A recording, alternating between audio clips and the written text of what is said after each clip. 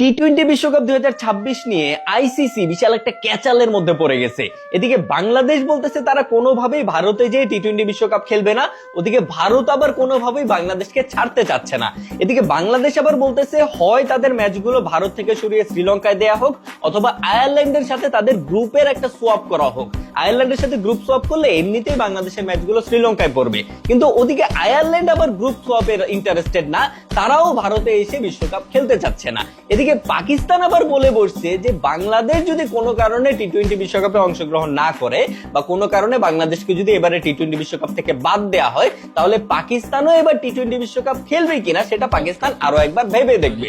যদিও এটা অফিসিয়াল কোনো নিউজ না, বাট পাকিস্তানি গণমাধ্যম এই জিনিসটা ফলো করে প্রচার করতেছে। এখন আইসিসি তো পড়ছে মহা কায়দায়, না তারা বাংলাদেশকে ম্যানেজ করতে পারতেছে যে দয়া করে আপনারা একটু ভারতে এসে খেলেন বিশ্বকাপটা, না তারা ভারতকে ম্যানেজ করতে পারতেছে যে বাংলাদেশ খেলে খেলুক না খেলে না খেলুক, বাংলাদেশ দরকার হলে শ্রীলঙ্কাতে